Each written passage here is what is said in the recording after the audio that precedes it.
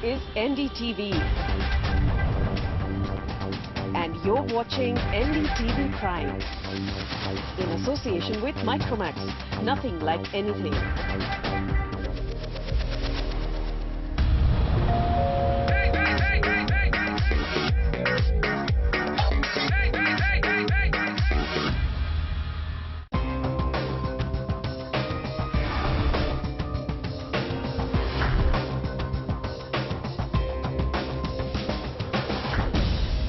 Property बाजार में निवेश की सटीक सलाह के साथ पेश है आपका पसंदीदा शो प्रॉपर्टी इंडिया।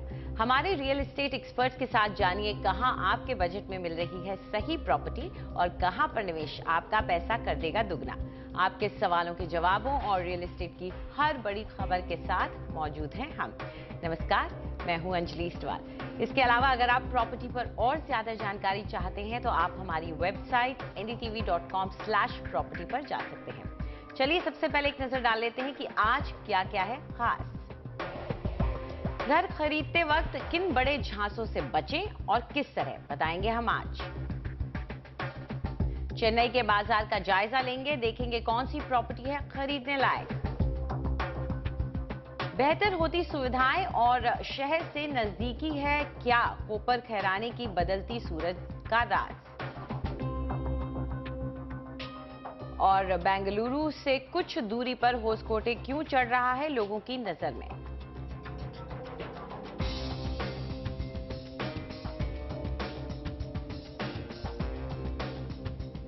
भारत का रियल एस्टेट सेक्टर दिन ब दिन बढ़ता ही जा रहा है, लेकिन उसके साथ ही बढ़ रही है आए दिन किसी न किसी घोटाले और धोखे की खबरें।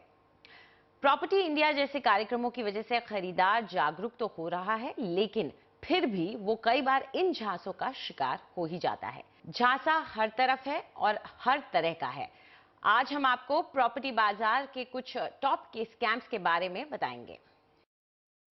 तो इन पूरे मुद्दे पर चर्चा करने के लिए और साथ ही हमें ये आगाह करने के लिए कि कौन से हैं ऐसे स्कैम्स जो सबसे ज्यादा रियल एस्टेट में दिखते हैं, हमारे साथ मौजूद हैं वैभव गग्गर, जो कि पार्टनर है गग्गर and associates solicitors and attorneys में।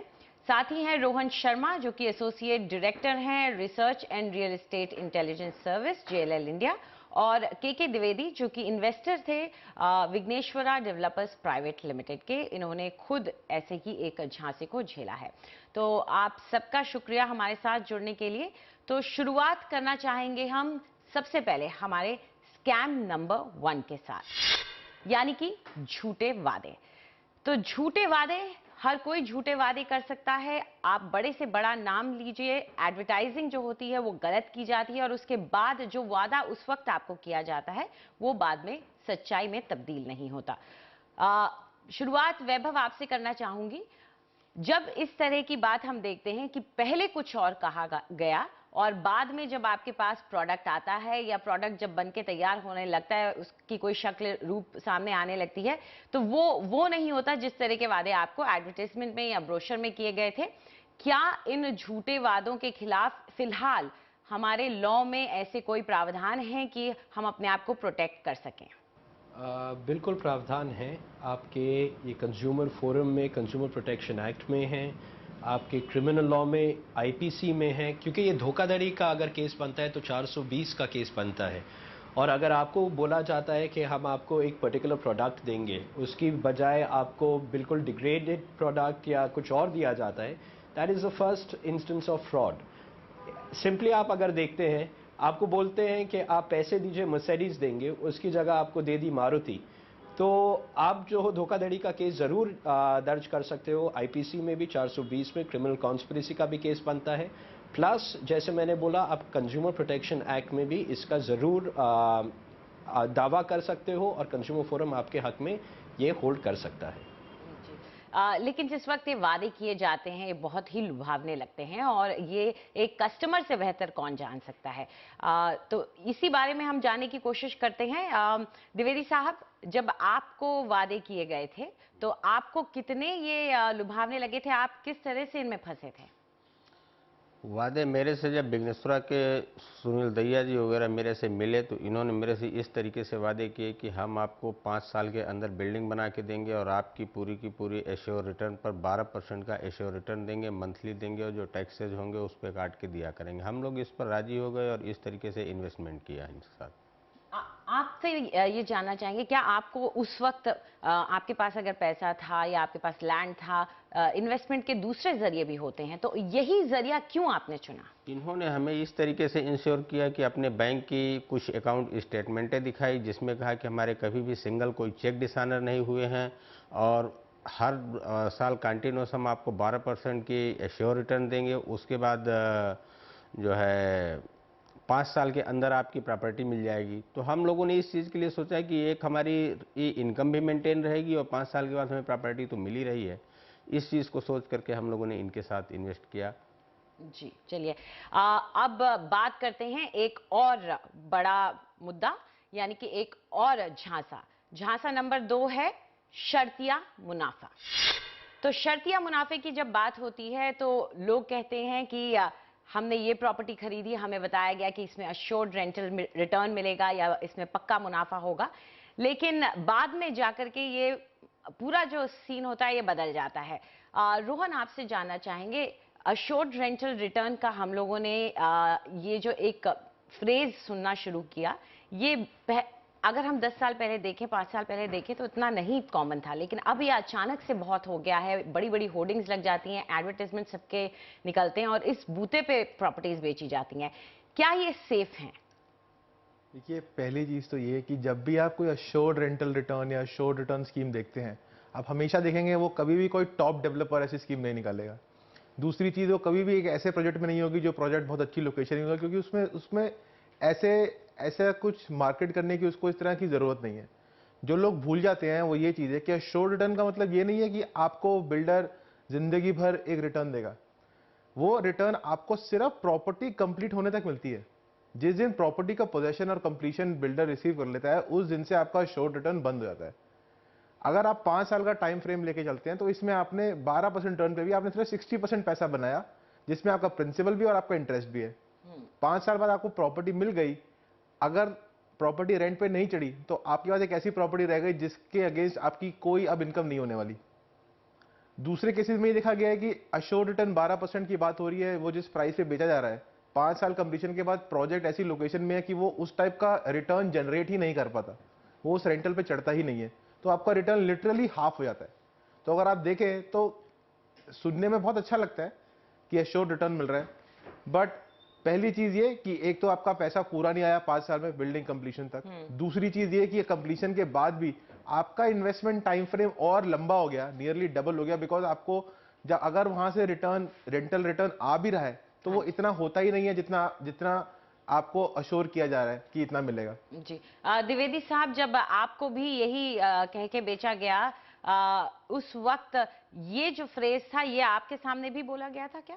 हाँ, मेरे सामने भी यही बात रखी गई थी कि हम 5 साल तक आपको एश्योर रिटर्न देंगे कंटिन्यूसली और 5 साल के अंदर प्रोजेक्ट बना के देंगे। लेकिन स्थिति ये हुई कि जब उन्होंने बहुत सारे लोगों से बहुत सारा फंड्स कलेक्ट कर लिया, तो फंड्स कलेक्ट करने के बाद उन्होंने एश्योर देना बंद कर दिया, और कंस्ट्रक्शन का स्टेटस ये है कि अभी तक कोई काम नहीं हुआ, खाली खड्डा खुदा पड़ा है। और चेक कब तक मिले आपको? जुलाई 2014 में पहला चेक डिसऑनर हुआ है, उसके बाद तो फिर कंटिन्यूअस डिसऑनर ही अभी तक कुछ है। अभी आज की डेट में 3 के तीनों लोग अंदर हैं। तो जब तक वर्ड ऑफ माउथ बनाना होता है और पैसा इकट्ठा करना होता है, तब तक मेरे ख्याल से चेक आते रहते हैं, और जब पैसा इकट्ठा हो जाता है उसके बाद वो चेक भी डिसऑनर जब ये स्कीम हो जाती है कि नॉर्मली मैक्सिमम लोगों का इन्वेस्टमेंट हो चुका, अब कस्टमर नहीं मिल रहे हैं, तो उसके बाद इस तरीके का स्कैम करते हैं लोग। जी, तो चलिए अब नजर डालते हैं स्कैम नंबर 3 पर, यानी कि टाइटल फ्रॉड। टाइटल फ्रॉड, जैसे कि नाम से ही पता चलता है कि जो जमीन है उसके टाइटल में गड़बड़ी की गई है। इसके लिए सीधा मैं वैभव के पास ही जाना चाहूंगी। वैभव, किस तरह का टाइटल फ्रॉड अक्सर सामने आता है और कैसे लोग फंस जाते हैं इनमें? आपने देखा होगा जो प्रोजेक्ट्स होते हैं, अगर ज़्यादा लार्ज पीस ऑफ लैंड के ऊपर होते हैं, वेरी ऑफन ये कंसोलिडेट किए जाते हैं। तो डिफरेंट, जैसे गुड़गांव में डिफरेंट फार्मर्स से लिए जाते हैं, किसी भी सिटी में डिफरेंट लोगों से लिए जाते हैं, और कई बार क्या होता है कि ये पूरा कंसोलिडेट होता नहीं है, बीच में काफ़ी लोग होते हैं जो सेलर्स होते हैं जो एक्चुअली बेचते नहीं हैं, लेकिन कई सारे डेवलपर्स जाके रिप्रेजेंट करते हैं कि उनके पास पूरी सेल डीड है, पूरा टाइटल के डॉक्यूमेंट्स उनके फेवर में हैं और इसलिए वो प्रोजेक्ट जो है they can go ahead with it. Factual reality ये है कि आपका 100 एकड़ भी है, उसके बीच में अगर कोई है जो जिसका 5 एकड़ ज़मीन है, जिसने अपनी सेल डीड नहीं की है डेवलपर के साथ, तो पूरी ज़मीन जो है वो प्रॉब्लम में आ सकती है, क्योंकि डेवलपर को फिर राइट नहीं होती है कि उसकी ज़मीन पे बिल्ड किया जाए, लेकिन वो रिप्रेजेंट करते हैं कि टाइटल उनका क्लियर है और उसमें आप ड्यू डिलिजेंस करना भी इम्पॉसिबल है कि आप सारे पूरे लैंड का देखें किसका ज़मीन किसका खसरा बेचा गया है या नहीं बेचा गया, तो आप रिप्रेजेंटेशन पे जाते हैं डेवलपर के और फंस जाते हैं कई बार। और कल के दिन जो है वो जो लैंड ओनर है जिसने नहीं बेचा वो जाके इंजंक्शन ले सकता है पूरे प्रोजेक्ट के ऊपर अपनी ज़मीन की वजह से, एंड बहुत प्रॉब्लम हो सकती है इसमें। जी बिल्कुल, तो टाइटल की जांच बहुत ज़रूरी है, जिसके लिए आप किसी वकील की मदद लें तो ही सबसे बेहतर होता है, क्योंकि यहाँ रोहन आपसे जानना चाहूंगी कि टाइटल का को सही तरीके से जांचना कितना मुश्किल हो जाता है लैंड के मामले में? देखिए, हमारे यहाँ लैंड रिकॉर्ड जो है कोई बहुत ट्रांसपेरेंट तरीके से अवेलेबल नहीं है। आप अथॉरिटी जाएं, आप एक वकील हायर करें, फिर वो पूरा ड्यू डिलिजेंस करते हैं, पूरा टाइटल डीड कहाँ से टाइटल स्टार्ट हुआ, कहाँ से टाइटल कहाँ तक टाइटल आया है, किस पे फाइनली ट्रांसफ़र हुआ है, ये बहुत ही लंबी चेन है। तो जब तक आपके पास कोई एक कोई विशेष लॉयर नहीं है जो इसी चीज़ में एक्सपर्ट है, तब तक आपके लिए खुद तो करना बहुत इम्पॉसिबल है। ठीक है, बड़ी कंपनियों के पास फंड्स होते हैं तो वो आराम से कर पाते हैं, स्मॉलर इन्वेस्टर्स के लिए थोड़ा डिफिकल्ट काम है। ठीक है, तो एक तरीका सिर्फ ये है, या तो आप ये देखें कि ऐसा कोई प्रोजेक्ट हो जिसमें बैंक फाइनेंस कर रहा है प्रोजेक्ट, तो बैंक, आप ये अज्यूम कर सकते हैं कि बैंक ने अपने लेवल पे एक काफ़ी हद तक ड्यू डिलिजेंस कर रखी होगी तभी प्रोजेक्ट को फंड कर रहे हैं। तो थोड़ा सा आपको प्रोटेक्शन वहाँ पर मिल सकता है। अदरवाइज बेस्ट ऑप्शन तो यही है कि आप एक वकील के थ्रू जाएं और अपना टाइटल ड्यू डिलिजेंस जितना बेहतर कर सके उतना कराएं। जी, जो बड़ा प्लॉट ले रहे हैं, जो ज़्यादा पैसा लगा रहे हैं, उनके लिए तो ज़रूरी हो जाएगा इंडिपेंडेंटली करना, लेकिन जैसा कि रोहन बता रहे हैं, अगर बैंक से फाइनेंस मिल रहा है तो अक्सर बैंक इन चीज़ों की जांच करते ही है। चलिए आगे बढ़ते हैं, बात करते हैं हमारे स्कैम नंबर 4 की, और स्कैम नंबर 4 है प्रोजेक्ट में देरी। अब देरी जानबूझ के की गई या हो गई, ये कई बार इसका सवाल उठता है, लेकिन कई बार ऐसा भी हो सकता है कि अपना प्रोजेक्ट बेचने के चक्कर में जानबूझ करके देरी की जाए। ऐसे सूरत में वैभव क्या किया जा सकता है? अगर आप इस बात को समझ रहे हैं कि हमारा काम ही नहीं शुरू हो रहा है, खड्डा ही नहीं खुल रहा है, आगे ही नहीं बढ़ रही है बात, क्योंकि कोशिश बिल्डर की तरफ से ये हो रही है कि पहला अपनी इन्वेंट्री जो है उसको पहले ही बेच दे, ताकि जो भी उसके पास फ्लैट्स हैं वो पहले ही बेच दे और फिर काम शुरू करे। तो इसमें कोई तरीका है कि प्रेशर बनाया जा सके? ज़रूर तरीका है, लेकिन उसके पहले मैं ये बोलना चाहूँगा कि ये डिले जो होती है and it's become a curse in the real estate sector, क्यों होती है? दो कारण हैं। एक, आप देखेंगे कई सारे डेवलपर्स अपनी सेल से पैसा जो उठाते हैं वो उस प्रोजेक्ट में नहीं लगा के और लैंड्स खरीदने में लग जाते हैं, तो it leads to a full diversion of funds, जिसकी वजह से प्रोजेक्ट जो है पूरा डिले हो जाता है। उन्होंने ऑलरेडी पैसा उठा लिया है, उनके बाद they used to feel that they are immune and कुछ नहीं हो सकता, so they go in for further investment. Second is के a lot of developers play के over a period of time FAR जो है बढ़ जाएगा, तो उन्होंने एक प्रोजेक्ट बेचा से 2 FAR पे और कंस्ट्रक्शन नहीं शुरू की, प्लान्स वगैरह नहीं सैंक्शन कराए, 2-3 साल बाद वो FAR बढ़वा लेते हैं and they get that extra benefit, तो उनके फायदेमंद हो जाता है प्रोजेक्ट को डिले करना। ये मुद्दा समझना बहुत जरूरी है अथॉरिटीज को कि ये डिलिबरेट एक्शन है, इट इज नॉट कि ये इनकेपेबिलिटी है। आज के दिन चाइना में आप 100 मंजिलें जो है 6 महीने में खड़ा कर पा रहे हैं, इंडिया में जो है आप 6 मंजिलें 100 महीने में नहीं खड़ा कर पा रहे हैं। I mean there is a problem to it. आपका सोल्यूशन क्या है इसमें? डेफिनेटली अगर आपसे पैसा लिया गया है और प्रोजेक्ट जो है डेवलप नहीं किया जा रहा है, रिसेंटली आपके कंज्यूमर फोरम ने वर्डिक्ट दिया है, आप कैंसिल करा सकते हो अपना इन्वेस्टमेंट एंड 18% रिटर्न भी ले सकते हो अगर there has been a delay of 2-3 years. Secondly, मेरे हिसाब से ये बिल्कुल क्रिमिनल ऑफेंस बनता है, क्योंकि अगर मैंने आपको बोला कि आप मेरे को पैसे दीजिए, मैं आपको कोई गुड्स दूंगा और मैं आपको वो गुड्स नहीं दे रहा हूं, तो ये तो पूरा स्कैम है कि मैंने आपसे पैसा उठा लिया, बैंक से मेरे को मिल नहीं रहा है और वो पैसा मैं और प्रोजेक्ट्स में लगा रहा हूं। एंड आपको मैं बिल्कुल धोखा दे रहा हूं क्योंकि मैं आपको आपका गुड्स या आपकी प्रॉपर्टी दे ही नहीं रहा जी। हूं। तो आपका criminal action and yet again आपका कंज्यूमर फोरम में आपका केस बन सकता है। जी, और कितनी दिक्कत आती है जब आपको जो वादा किया जाता है वो नहीं मिलता और लगातार देर होती जाती है, वो द्विवेदी साहब से बेहतर कौन हमें बता सकता है। द्विवेदी साहब, आप कह रहे हैं कि अभी सिर्फ खड्डा ही खुदा हुआ है, तो कितना पैसा आप उसमें डाल चुके हैं और कब से कितना लंबा आपका इंतजार रहा है?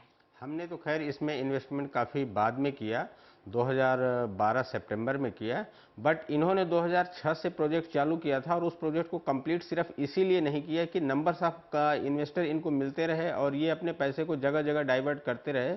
इससे पहले वाले फेलो ने बिल्कुल सही बात बोली है कि वो पैसे को अपने डिफरेंट प्रोजेक्ट में डाइवर्ट करते हैं और अपने बेनामी प्रॉपर्टियाँ अदर सोर्स से और बाहर के कंट्रीज में भी पैसे भेज देते हैं, जो कि आज की डेट में सर्च करना बड़ा मुश्किल हो जाता है।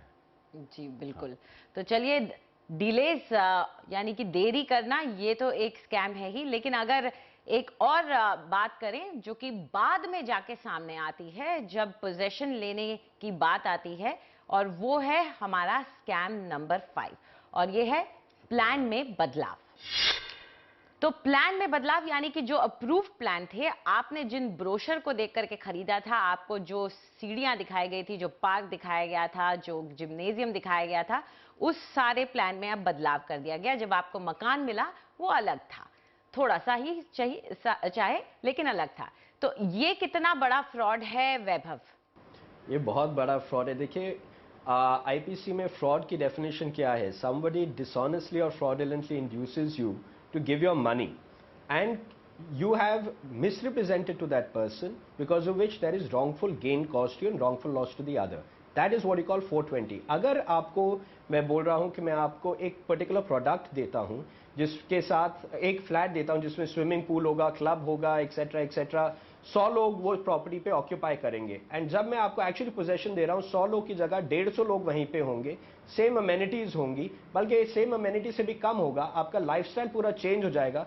तो जो चीज के लिए मैं पहले 1 करोड़ रुपए देने के लिए तैयार था, जो अब मेरे को मिल रहा है, एक्चुअली मैं शायद उसके लिए 50 लाख भी नहीं देता, लेकिन मेरा पूरा पैसा उन्होंने उठा लिया है, आर्बिट्रेरली चेंज कर दिए सारे प्लान्स, मेरी ओनरशिप जो अंडर द लैंड वो डिवाइड कर दी है। तो ये तो पूरी धोखाधड़ी हो गई।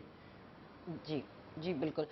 रोहन, यहाँ जो बिल्डर्स होते हैं वो क्लेम करते हैं कि हमारा राइट है कॉमन एरियाज पे, और बाद में उसमें जो चेंजेस करते हैं तो उसका हक उनको बनता है। तो किस तरह का क्या स्टैंड इस पर बिल्डर्स का रहा है? देखिए, हर स्टेट का अपना एक अपार्टमेंट एक्ट होता है जिसके अंदर यूजुअली सबने लिखा होता है कि कॉमन एरिया क्या बिल्डर की मिल्कियत है या वो बायर्स को चली जाएगी जब वो उसमें शिफ्ट कर जाएंगे। अलग अलग हाई कोर्ट्स ने भी अलग अलग डिसीजन दिए हैं इस बात पे। तो कोई एक सीधा एक डिसीजन उठ के निकला नहीं है कि कॉमन एरिया पे हक किसका है। कॉमन एरिया चेंज करना एक अलग एक इशू है ही, और वो हमेशा रहता ही है। बिल्डर, अगर आप बिल्डर के प्रोजेक्ट में कहीं भी पैसा डालते हैं, उसके पास जितना भी स्क्वायर फुट है वो लास्ट स्क्वायर फुट तक उसको बेचने के लिए कोशिश करेगा, आखिर वो एक बिजनेस में है। तो ये decision at a state level, and क्योंकि अपार्टमेंट्स और हाउसिंग ये सब स्टेट सब्जेक्ट्स होते हैं, स्टेट गवर्न करती है इन सब पे लॉज, तो एक स्टैंडर्ड प्रोसीजर होना, एक स्टैंडर्ड लॉ होना बहुत जरूरी है। हर अपार्टमेंट एक्ट में ये लिखा गया है कि जब भी प्रोजेक्ट होगा, जब प्रोजेक्ट कंप्लीट हो जाएगा, उसका कॉमन एरिया उसके बायर्स या ओरिजिनल ओनर्स को ट्रांसफर हो जाएगा। वो उसको जैसे यूज करना चाहे उसको यूज कर सकते हैं।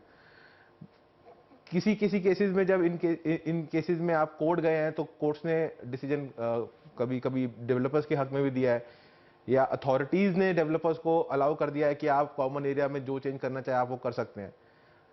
इसीलिए प्रॉब्लम होती है कि आपने जो पैसा दिया एक पर्टिकुलर प्रोपोर्शनल शेयर के लिए दिया अपने कॉमन एरिया में, वो कॉमन एरिया आपसे छिन जाता है क्योंकि आप कुछ चेंज कर देते हैं, या आप उतना बनाकर नहीं देते हैं जितना आपको बना के देना चाहिए, या आप उसको अपने तरीके से यूज करते हैं। ये सब प्रॉब्लम्स तो अभी है ही, बिकॉज एक स्टैंडर्ड एक प्रोसीजर सेट नहीं हुआ है अभी तक उस चीज में। जी बिल्कुल। तो जाते जाते वैभव, आपसे संक्षिप्त में जानना चाहूंगी कि कॉमन एरिया को लेकर के, या अगर डिविएशन होता है आपके प्लान से फाइनल प्रोडक्ट में, उसको लेकर के किस तरह की सावधानी बरतनी चाहिए? Common areas and facilities cannot be sold. Under most local laws, they cannot be sold and they have to be transferred to the owners association. तो आप जब अपना बिल्डिंग प्लान सैंक्शन कराते हैं, सैंक्शन से डिविएशन तो वैसे ही नहीं अलाउड होती है, क्योंकि आपको ऑक्यूपेशन सर्टिफिकेट या कंप्लीशन सर्टिफिकेट ही नहीं मिलेगा। आप मेरे को बोल रहे हो कि 10 टावर होने, इतना कॉमन एरिया होना है, पूरा FAR has already been taken into consideration. आप मिडवे अगर चेंज करते हो तो उसमें it is illegal to do it. आप रिट फाइल कर सकते हैं, क्योंकि अथॉरिटीज़ जो हैं they have to check it, and आप मैंडेट ले सकते हैं कि अथॉरिटीज़ अगर अपनी आंख बंद कर रहे हैं और they looking sideways, they should control it. जी चलिए, इस पूरी जानकारी के लिए शुक्रिया। आप तीनों इस चर्चा का हिस्सा बने, उसके लिए बहुत बहुत शुक्रिया आपका। तो आशा करते हैं कि हमारी इस चर्चा से आपको पता चल गया होगा कि आपको किन बातों का ख्याल रखना है जब आप अपने लिए एक मकान खरीद रहे हैं। बड़ी इन्वेस्टमेंट है, बहुत बड़ा निवेश कर रहे हैं, अपनी गाड़ी कमाई उसमें लगा रहे हैं। कुछ बातों का ख्याल रखेंगे तो आप इन बड़े झांसों से भी बच सकते हैं। फिलहाल वक्त है एक छोटे से ब्रेक का। ब्रेक के बाद चेन्नई के कुछ टॉप के प्रोजेक्ट्स के लिए क्रिसिल की ब्रेक।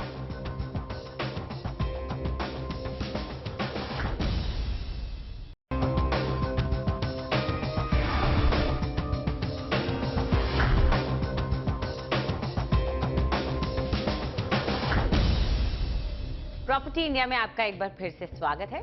जिस गति से हमारे शहरों में घर बनते हैं और बिकते हैं, उसे देखकर कोई भी हैरान रह जाए। प्रॉपर्टी के बाजार में दांव तो सभी लगाना चाहते हैं, लेकिन उसके लिए उन्हें जरूरत होती है किसी की एक्सपर्ट एडवाइस की।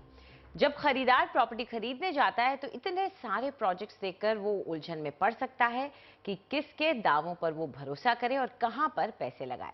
ऐसे में अगर कोई आपको इन प्रोजेक्ट्स की रेटिंग दे दे तो काम कितना आसान हो जाए। ऐसा ही किया है CRISIL real estate star ratings ने। चलिए आज चेन्नई के प्रॉपर्टी बाजार का जायजा लेते हैं। हमारे साथ हैं Anurag Jhanwar, director CRISIL real estate star ratings के। तो अनुराग, सबसे पहले तो वही जानना चाहेंगे जो हर बार जानना चाहते हैं कि चेन्नई शहर किस तरह का है, उसका क्या कैरेक्टर है और किस तरह के लोग वहां पे रहते हैं। जी चेन्नई जो है भारत के महानगरों में से आता है। ये पूरे इंडिया का 4th मोस्ट पॉपुलस सिटी है और जो कि तमिलनाडु की राजधानी है। एक पोर्ट सिटी, यहाँ पर 2 पोर्ट हैं, जिसमें कि जो चेन्नई पोर्ट है वो one of the busiest container जो पोर्ट कहा जाता है इंडिया के अंदर में, कंटेनर हब है। काफ़ी बड़ा शहर है, करीबन 87 लाख की पॉपुलेशन है एज़ पर 2011 सेंसस। ये शहर, इसकी खासियत ये है कि इसका जो इकोनॉमिक बेस है काफ़ी डाइवर्सिफाइड है, जहाँ पर कि एक तरफ मैन्युफैक्चरिंग में काफ़ी स्ट्रॉन्ग है और दूसरी तरफ में सर्विस सेक्टर में IT ITS में भी काफ़ी इक्वली स्ट्रॉन्ग है। हेल्थ केयर सेक्टर भी काफ़ी स्ट्रॉन्ग है यहाँ पर, जहाँ पर मेडिकल टूरिज्म के लिए बाहर से काफ़ी लोग आते हैं, इंटरनेशनल टूरिस्ट आते हैं। हार्डवेयर मैन्युफैक्चरिंग में भी ये काफ़ी जो है यहाँ की कंपनियाँ जो है काफ़ी नोन हैं और फाइनेंशियल सर्विसेज में भी एक अच्छा खासा नाम है। अगर आंकड़ों की बात करें तो ऑटोमोबाइल्स में पूरे इंडिया के जो एक्सपोर्ट्स होते हैं 60% एक्सपोर्ट्स जो है चेन्नई से होते हैं और बड़ी बड़ी MNCs as well as domestic जो कंपनियां हैं, मैन्युफैक्चरिंग हब्स उन्होंने यहाँ पर मैन्युफैक्चरिंग हब बनाया है, जैसे कि BMW, फोर्ड, आप रेनो की बात कर लीजिए, उस तरह की कंपनीज यहाँ पर ऑलरेडी हैं। और एक एजुकेशन का भी काफ़ी बड़ा हब है, जहाँ पर कि हर डिसिप्लिन के अंदर में आपको जो है काफ़ी जो प्रख्यात जो यहाँ पर इंस्टीट्यूट्स हैं काफ़ी प्रख्यात हैं। तो ओवरऑल अगर हम देखें तो ये शहर जो है एक बैलेंस शहर है। वैल्यू प्रोपोजिशन यहाँ के कस्टमर्स में काफ़ी स्ट्रॉन्ग है और वो जो है जो प्राइसिंग भी है, इसलिए एक एंड यूज़र प्रोपोजिशन के हिसाब से यहाँ पर बढ़ता है।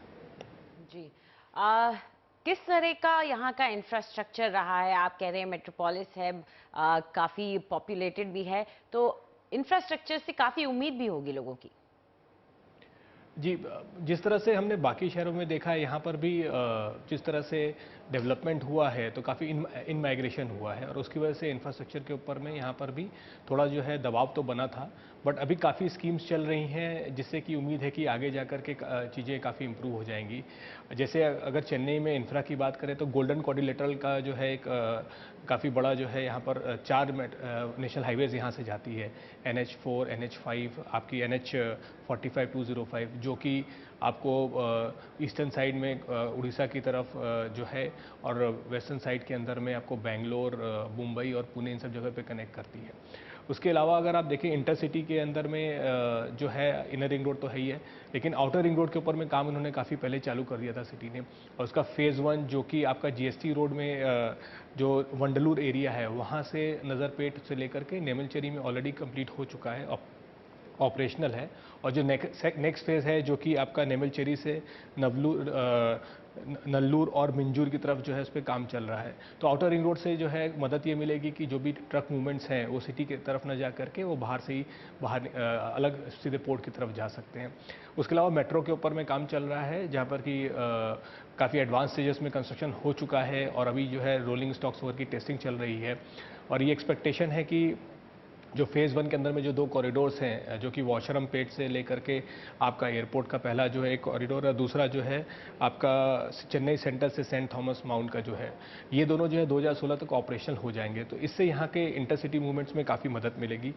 मोनोरेल कॉरिडोर की भी बात चल रही है जिसके ऊपर में प्रीलिमिनरी लेवल पर अभी जो है डिस्कशन चल रहे हैं। इसके अलावा जो OMR यहाँ का जो स्ट्रेच है जो कि ITS का मेजर हब है, वहाँ पर बात चल रही है कि एक प्रपोज एलिवेटेड हाईवे बना देंगे जो कि 45 किलोमीटर होगा, उसके ऊपर में भी बात चल रही है। तो अगर आप ये पूरी चीज़ें देखें तो जो ऑब्जेक्टिव है वो ये है कि सिटी के अंदर में जो भी जहाँ पर भी मैक्सिमम कंसंट्रेशन होता है, मूवमेंट होता है, वहाँ पर पब्लिक ट्रांसपोर्ट सिस्टम को ज़्यादा स्ट्रॉन्ग बनाया जाए ताकि जो मूवमेंट में काफ़ी जो है आसानी हो सके। जी, अगर चेन्नई की बात करें तो कुछ इलाके होंगे जो पारंपरिक तौर पर पॉपुलर रहे होंगे और कुछ ऐसे होंगे जो न्यू होंगे, अपकमिंग होंगे। तो कौन से ऐसे इलाके हैं और किस तरह के रेट्स वहां चल रहे हैं? जी, अब ट्रेडिशनल चेन्नई की अगर बात करें जो मेन पुराने एरियाज़ हैं वहाँ पर सप्लाई का कंसंट्रेशन तो आज की डेट में जगह है नहीं, वहाँ पर तो सप्लाई वहाँ पर नहीं आती है, तो वहाँ पर तो रेट्स डेफिनेटली बहुत हाई हैं। जैसे कि बोट गार्डन हम लोग बात कर ले, पोस्ट गार्डन की बोट क्लब पोस्ट गार्डन की बात कर लीजिए, तो वो ये सब हिस्टोरिकली जो है आज भी काफ़ी डिमांड में है और यहाँ पर सब who is who of the society लोग रहते हैं। बट धीरे धीरे हमने देखा है और भी इलाके हैं जहाँ पर कि काफ़ी ज़्यादा जो है डिमांड बढ़ गई है और वहाँ पर जो है वो प्रीमियम लोकेशंस में आते हैं। जैसे एरियाज़ लाइक अडियार आप बात कर लीजिए, आरेपुरम की बात कर लीजिए, एगमोर हो गया, मायलापुर हो गया, टी नगर है, ये सारे जो भी एरियाज़ हैं यहाँ पर आज की डेट में सप्लाई जो है काफ़ी कम आती है, इसलिए प्राइसेस काफ़ी शूट कर गए हैं।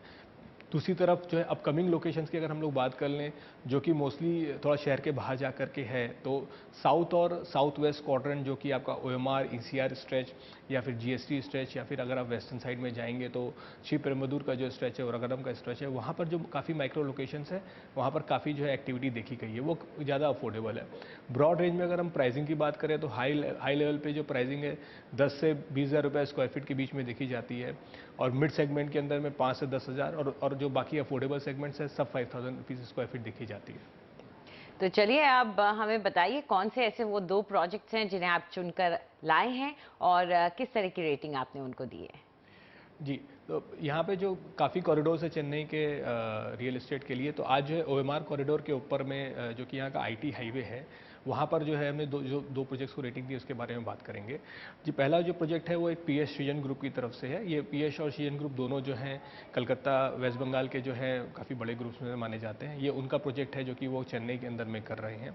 ये प्रोजेक्ट जो है पेरम्बाकम में सिचुएटेड है जो कि OMR में आगे जा कर के आपके इनलेस के अंदर में आता है। ये प्रोजेक्ट जो है एक बड़ा प्रोजेक्ट है, 5.6 लाख स्क्वायर फीट का पूरा पोटेंशियल है जो कि 10 ब्लॉक के ऊपर में सिचुएटेड होगा। G+4 जो है कंस्ट्रक्शन टाइपोलॉजी रहेगी और उसमें से उन्होंने फेज़ 1 लॉन्च किया है जो कि 4 ब्लॉक्स है, इनिशियल 4 ब्लॉक्स हैं और उसका एरिया 1.86 लाख स्क्वायर फीट है। 2 BHK और 3 BHK के बीच का कन्फिग्रेशन है जो कि 605 से लेकर के 1575 स्क्वायर फीट के बीच में ये इसको जो है यूनिट्स होंगी। और अभी फ़िलहाल में लॉन्च हुआ है जनवरी 2015 में, 3,599 रुपये में लॉन्च हुआ था और आज की डेट में इसका प्राइस ऑलरेडी 3,799 हो चुका है। और इसकी जो फेज़ 1 की डिलीवरी का टाइमलाइन है वो 2017 जनवरी का है।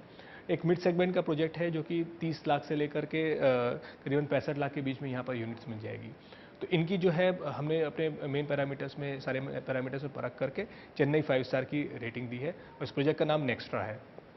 जो दूसरा प्रोजेक्ट है वो ईशा होम्स ग्रुप की तरफ से है। इस प्रोजेक्ट का नाम है ईशा मियाँ विलास, एक विला डेवलपमेंट है ये जो है पुडुपक्कम एरिया जो है अगेन OMR के ऊपर में आगे जा कर के आता है, वहाँ सिचुएटेड है और चेन्नई एयरपोर्ट से करीबन 35 किलोमीटर की डिस्टेंस पे सिचुएटेड है। इस प्रोजेक्ट का जो सेलेबल एरिया है करीबन 3 लाख स्क्वायर फीट का है। उसमें इन्होंने 106 विलास प्लान किए जो कि G+1 स्ट्रक्चर है और ओवरऑल एरिया जो है 2076 स्क्वायर फीट से लेकर के 3059 स्क्वायर फीट के बीच में ये है। ये दिसंबर 2011 में लॉन्च हुआ था, जिसमें कि लैंड कॉस्ट करीबन 2000 रुपये स्क्वायर फीट था और कंस्ट्रक्शन कॉस्ट भी 2000 रुपये स्क्वायर फीट था। आज की डेट में ये जो है land cost 2900 rupees square feet हो गया है और कंस्ट्रक्शन कॉस्ट भी वक्त के साथ बढ़ के 2700 रुपये स्क्वायर फीट हो गया है। और ये जो है इसकी डिलीवरी टाइमलाइन अप्रैल 2015 की है। ऑलमोस्ट प्रोजेक्ट कंप्लीशन स्टेज पे आ गया है, जिसमें कि अंदर का जो है बेसिक वर्क अम्यूनिटीज़ वगैरह सब अंदर की जो सॉफ्ट फिनिशेस वगैरह चल रही हैं। ये एक प्रीमियम सेगमेंट का प्रोजेक्ट है जो कि 140 लाख से लेकर के 180 लाख, मतलब एक 1.5 से करीबन 1.8 करोड़ के बीच में जो है यूनिट्स मिलेगी। इस प्रोजेक्ट की जो रेटिंग है वो भी चेन्नई 5 स्टार है। चलिए, आपने हमें ये जानकारी दी, इसके लिए बहुत बहुत शुक्रिया आपका। तो आशा करते हैं जो लोग चेन्नई में दिलचस्पी रखते हैं उन्हें इन दो प्रोजेक्ट्स के बारे में जानकारी से फ़ायदा ही होगा। फिलहाल वक्त एक छोटे से ब्रेक का, लेकिन आप लोग कहीं जाइएगा नहीं, क्योंकि ब्रेक के बाद जानेंगे नवी मुंबई और बेंगलुरु के दो उभरते हुए प्रॉपर्टी बाजारों के बारे में।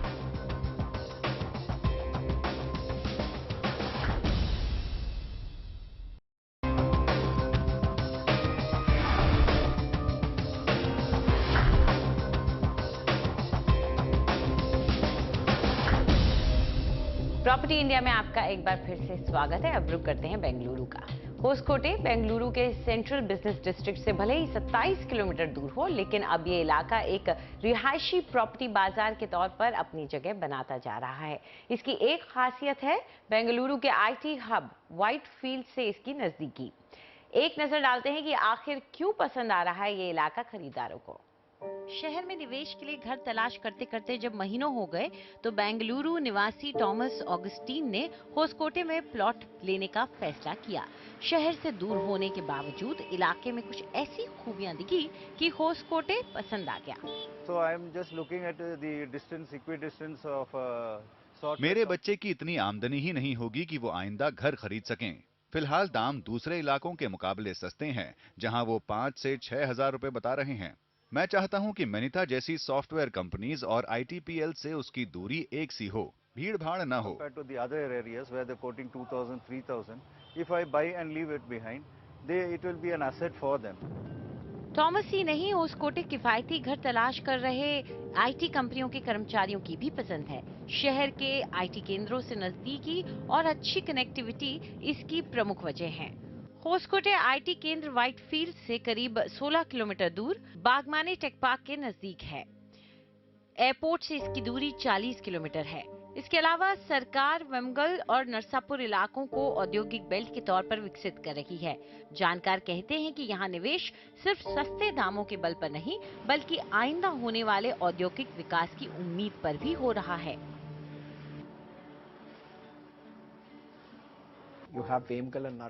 वेमगल और नरसापुर को देखें, जो सबसे बड़ी इंडस्ट्रियल बेल्ट के तौर पर विकसित हो रहे हैं। इन दोनों में मिलाकर 700 एकड़ का औद्योगिक विकास होगा, जिसका पहला फेज बड़ी बहुराष्ट्रीय कंपनियों को सौंप दिया गया है, करीब 50 एकड़। यानी अगर मल्टीनेशनल्स यहां आ गए तो अपने आप रिहायशी केंद्र बनने लगेगा। यहाँ लगभग 3.5 लाख नौकरियां निकलेंगी। 400,000 jobs that are going to be created with this 600-700 acre development in phase 1. Nowadays people who cannot afford. ज्यादातर खरीदार IT सेक्टर से हैं। जिन लोगों के लिए व्हाइटफील्ड के घर महंगे हैं, वो होसकोटे जा रहे हैं। व्हाइटफील्ड में तो अब ज्यादा बचा नहीं है, इसलिए लोग प्लॉट खरीदकर 2-3 साल बाद घर बनाने की सोचते हैं। And build after 2-3 years. यहाँ ज्यादातर प्लॉट्स हैं। Shriram properties, Soparnika projects, KSR properties, MCB assets और टेक्टोन एस्टेट्स इलाके के मुख्य डेवलपर्स हैं। हालांकि यहाँ के दाम 2012 की दूसरी तिमाही में 2,489 रुपए से बढ़कर 2014 की दूसरी तिमाही में 3,084 रुपए प्रति वर्ग फुट हो गए हैं। फिर भी होसकोटे पानी की सप्लाई जैसी बुनियादी समस्याओं से जूझ रहा है। The biggest challenge for Hoskote as a micro market is water. That whole belt. वहाँ सबसे बड़ी चुनौती पानी की है। होसकोटे से लेकर कोलार तक सूखा क्षेत्र है, वहाँ पर पानी की कमी है। सरकार कोलार तक पानी के पाइप ले जाने की बात कह रही है, लेकिन इसमें समय लगेगा। One of the biggest challenges that this micro market will have. Hoskote में सुविधाओं को देखते हुए विशेषज्ञों की राय में निवेशक कम से कम 4 से 5 साल के लिए पैसा लगाएं, तभी फायदा होगा। बेंगलुरु से लक्ष्मी शिवदास की रिपोर्ट एनडीटीवी के लिए। और अब रुक करते हैं नवी मुंबई का। कोपर खैराने नवी मुंबई में एक उभरता प्रॉपर्टी बाजार बन गया है। एक वक्त था जब ये महज घंटों की बिजली कटौती के लिए जाना जाता था, लेकिन आज सही कीमतों और डिमांड ने इसे एक उभरता हुआ रिहायशी बाजार बना दिया है। जमीन की कमी और बढ़ते दामों ने मुंबई की प्रॉपर्टी ज्यादातर लोगों की पहुंच से बाहर कर दी है। अब खरीदार नवी मुंबई का रुख कर रहे हैं। वाशी रेलवे स्टेशन से 15 मिनट दूर खोपर खैराने बाजार है, जिसे जोन्स लैंग लसाल की एक रिपोर्ट में रियल एस्टेट के सबसे तेजी से उभरते हुए बाजारों में गिना गया है।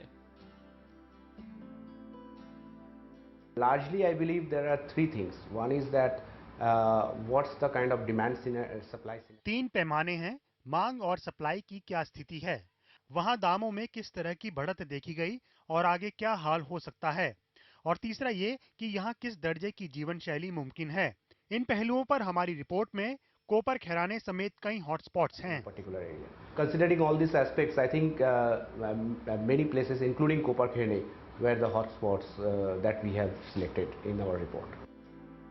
आंकड़े दिखाते हैं कि खोपर खैराने को उभरते हुए रिहायशी इलाके के तौर पर चुनने के पीछे क्या वजह हो सकती है। बाजार की सेहत का इशारा वहां की मांग और खपत देखकर लग जाता है, और खोपर खैराने इस मामले में काफी मजबूत है। पिछले 3 साल में कुल 2200 घरों में से 2150 की खपत हुई है और बस 50 उपलब्ध हैं। इस इलाके में दामों में भी अच्छी बढ़त हुई है। 2012 की पहली छमाही से लेकर 2014 की दूसरी छमाही तक दामों में 34.4% तक का इजाफा हुआ। Kansoli is definitely cropping up. Copper खैराने has its own. घसोली भी उभर रहा है। वाशी के नजदीक होने से कोपर खैरने को फायदा है। डिमांड सप्लाई में कोपर खैरने में मकान बिक जाते हैं, इसलिए दामों में स्थिरता या बढ़त होती है। खैराने can be at least stable or have some appreciation. यहाँ बढ़ते हुए रोजगार के मौकों से रिहायशी और कमर्शियल इकाइयों की मांग भी बढ़ी है। रिलायंस ग्रुप की कंपनी रिलायंस कम्युनिकेशंस ने अपना मुख्यालय थाने बिलापुर रोड पर खोला है, जो यहाँ से काफी पास है, और दूसरी बहुराष्ट्रीय कंपनियों के दफ्तर भी खुल रहे हैं। मौका देखते हुए डेवलपर्स मिड सेगमेंट से लेकर प्रीमियम और सुपर प्रीमियम हाउसिंग प्रोजेक्ट ला रहे हैं।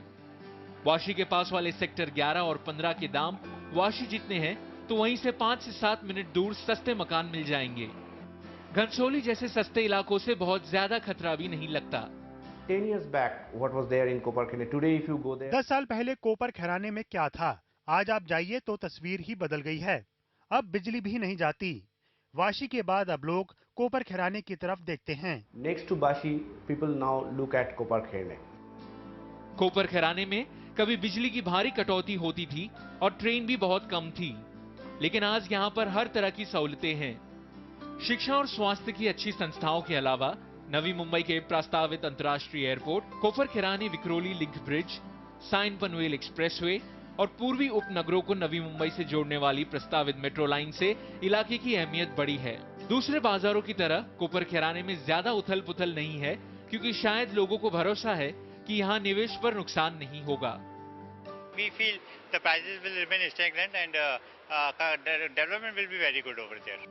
वैसे बढ़ती मांग और घनसोली जैसे सस्ते बाजारों की मौजूदगी से अगर कोपर खैराने जल्द ही अपने पोर्टफोलियो को नहीं बदलता, तो विकास की राह में रुकावट आ सकती है। कैमरा पर्सन विनायक पारकर के साथ नवी मुंबई से आशीष भाटिया, एनडीटीवी। आपको रहने के लिए मकान चाहिए या निवेश के लिए मकान खरीदना चाहते हैं, जो भी करना चाहते हो, हम आपकी मदद करेंगे। प्रॉपर्टी से जुड़ा आपका जो भी सवाल है उसे property@ndtv.com पर ईमेल कीजिए। चाहे तो हमें एसएमएस भी कर सकते हैं। प्रॉपर्टी लिखिए, स्पेस दीजिए और अपना सवाल हमें 56388 पर भेज दीजिए। आपके जितने भी सवाल हमें मिलते हैं, उनकी पूरी रिसर्च के बाद ही हम उनका जवाब देते हैं। तो प्रॉपर्टी के बारे में कोई भी फैसला करने से पहले हमसे सलाह जरूर लीजिए। फिलहाल हमें इजाजत दीजिए। नमस्कार।